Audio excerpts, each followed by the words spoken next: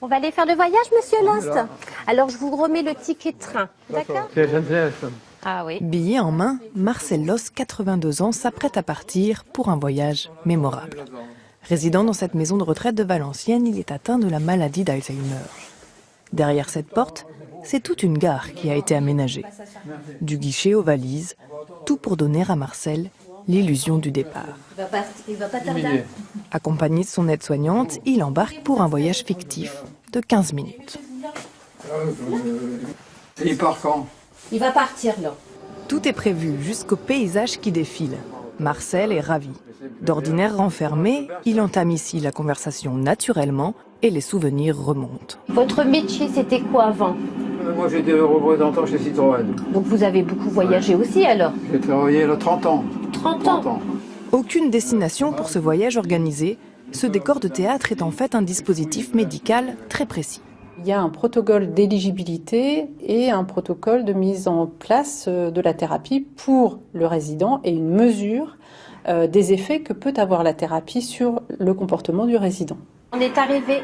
Il est arrêté là, on l'a pas entendu. On est arrivé. Depuis sa mise en place il y a 4 mois, on constate que les capacités de concentration des résidents augmentent pendant la thérapie. À bord du train imaginaire, une résidente est capable par exemple de lire spontanément quelques pages alors qu'elle ne lit plus une ligne habituellement. Cette structure semble stimuler l'activité cérébrale.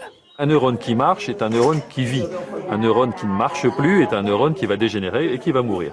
Je pense que ces stimuli-là peuvent, et on espère ça, donc remettre en connectique des neurones. Les personnes souffrant de la maladie d'Alzheimer ont aussi des troubles du comportement.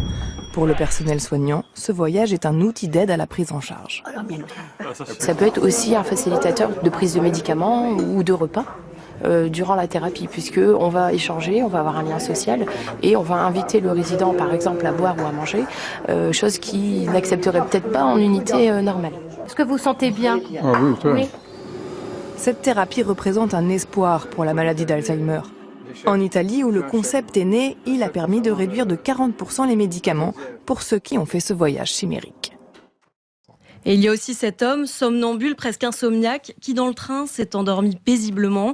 Moins de déambulation, de fatigue, d'angoisse et peut-être un jour moins de médicaments. C'est en tout cas ce qui s'est passé en Italie où cette thérapie est née il y a 5 ans. Sur 100 patients suivis, le médecin a constaté une baisse de 40% des traitements médicamenteux. Merci beaucoup Élodie Guillard. On rappelle Alzheimer, les chiffres. En France, ce sont 850 000 malades, 3 millions de personnes concernées au sens le plus large et 225 000 nouveaux cas chaque année.